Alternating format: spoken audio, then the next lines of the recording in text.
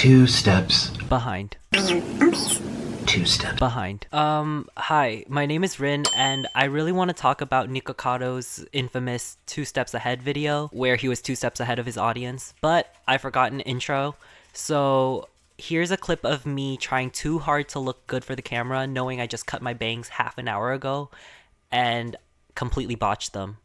Fun fact, I was so insecure about my face that I sat there for a full day, fell asleep, woke up, and then finally decided to make this video. Bedhead and all. So, yeah. As an avid consumer of media and all things rot on the internet, it never seems to be enough, and as my real life gets scarier, the older I get, the uncertainty of it all, it just makes me want to pop in my rose-colored VR headset and jump into yet another internet rabbit hole. Although I doom scroll TikTok and YouTube like nobody's business, there is one topic that I've been avoiding like the plague. And honestly, I'm still quite hesitant about going through it. It's arguably one of the scariest works of body horror that's yet to be put on film. And yes, I mean body horror. So I am the villain. I cannot apologize enough for this next clip, but I saw it, so you have to as well. Well, eat my farts, you scale!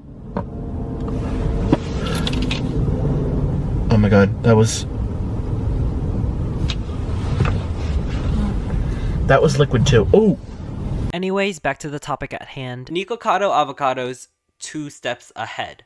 This was like huge news, no matter where I looked at, whether I was on TikTok, YouTube Shorts, or Instagram Reels, every platform had 2 steps ahead on it. And at the time when I looked at it, I would just scroll past it because I knew one day that when I needed another distraction, that it will be there for me to go through. And when I say, I did not expect this little pale bald man to clock me so hard. I was floored, flabbergasted, and just completely defeated because this man low-key ate for the first time despite like eating for a living. So a little bit about me, I currently go to school online and I work from home, so naturally I have a little bitty screen perma-playing YouTube, and I bought myself a mic and I have myself a little YouTube channel as well. It's also given me terrible social anxiety, and all of the doors and windows have mysteriously disappeared, and now I'm stuck in a room with 4 white walls. And found myself bound in a straitjacket. So honestly, 4 out of 20 would recommend if you have a butt and a bomb. The YouTube algorithm loves showing me commentary of the infamous 2 steps ahead video. Like, I'm not even kidding, nearly everyone online was riding his ass, and one thing that was like, this is a little concerning, just a little bit dystopic, totally not a fundamental societal issue, was that nobody really listened to the content of his words in that specific 2 steps ahead video. It felt like a lot of creators seemed to purely focus on the novelty of his weight loss and immediately tried putting out their own content to talk about it, while others were focused on calling him out for his terrible past actions, while some were even praising him for his ability to go offline, stay offline, and lose weight. I won't be talking too much about Nikocado's other videos or his channels, plural. So apparently Nikocado has not 1, not 2, but like 3 whole YouTube channels posting more or less similar content about his life. We acting like all those finance vestor bros are the ones on the grind, but Nikocado is peak meta. And these are just the ones that I could find. Can you imagine if he had like more than this? I won't get into his content too much. Like I said earlier, I classify his internet niche as body horror, and mostly because I watched Tusk when I was like 12, right after the whole Stephanie Sue debacle, and obviously the Stephanie Sue situation will be saved for another day. And Nikocado just reminds me too much of the spoilers dude that got turned into a walrus. My childhood mind could not get this image out of my head. Nikocado Avocado's 2 steps ahead video actually speaks a lot about how we as consumers take up content. Today, he might be the one gorging on food, but we as viewers are equally gorging ourselves on the absurdity and terror that is him doing what he does. And I feel like in very little words, he more or less called out his entire fan base, viewer base, I guess. They're not, most of the people who watch them, I don't believe are real fans. It's sort of like Girl World, where the people watching the videos don't kind of root for the people to succeed, but also like spend the majority of the time like just kind of want them to succeed, but spend the majority of their time just sort of reveling in the mess that is Girl World. Unlike a lot of the commentary videos that I watched, I'm not sure if there are more out there. Like, I'm just watching what YouTube shows me because I literally have it on permaplay right now. I think it's on a Curtis Connor video. Most of what he says is pretty right. Like, most of what he says is pretty accurate. Like, it's not like we as mass sponges of media flow are unaware of this toxic cycle, or at least I hope we are. But the following reactions to that was mostly just a lot, and I mean a lot of reactions, commentaries, and comedian YouTube videos that, outside of commenting on his weight loss, really didn't say much about what he was talking about. And while he did say it like in a very condescending tone, you can't really say that dude was wrong. We live in an era where people do ridiculous things all the time and post them online and get rewarded monetarily for it. Why? Because we ourselves consume it. Earlier in the video, I stated that Nikocado Avocado is peak meta, and I stand by it. Like it or not, he is the culmination of aspirations and ideals for so many people wanting to be influencers nowadays.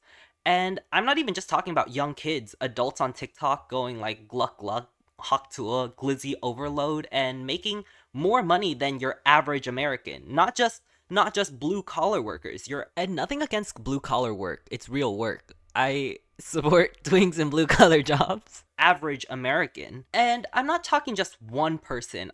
There's hundreds and thousands. I saw this one guy on Instagram Reels just juggling literal balls of peeled avocado, and once in a while he would bite the avocado that he's juggling.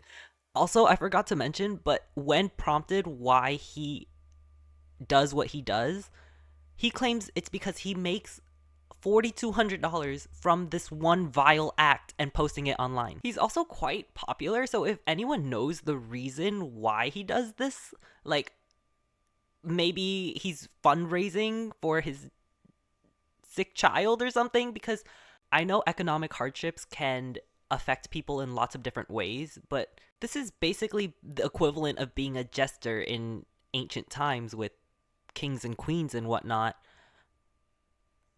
but modern and online, which is quite concerning, to say the least. AI could not have written that if ChatGPT version 69 came out.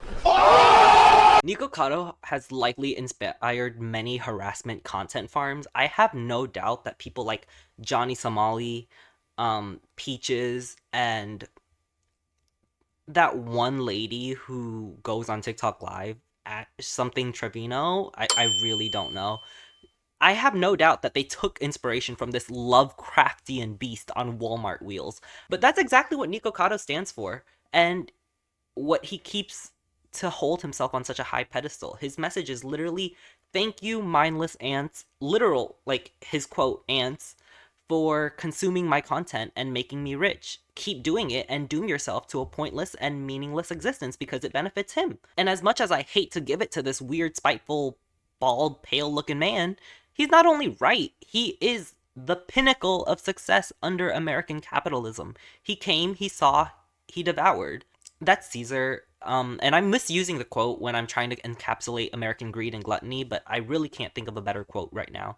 The message that he conveys is simple, though, but it's not one that's really fun, because the scarier real life gets, the more popular escapism becomes.